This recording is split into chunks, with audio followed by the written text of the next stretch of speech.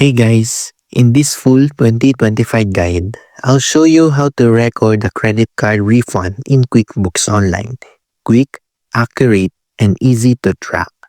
First, log into QuickBooks Online and go to the Expenses tab. Select Vendors and find the vendor who issued the refund.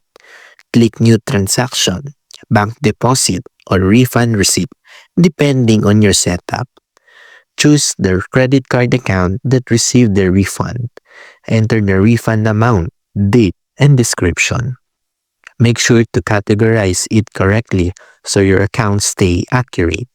Save the transaction, and QuickBooks will automatically update your balances and reports. And that's it. Your credit card refund is recorded in QuickBooks Online 2025.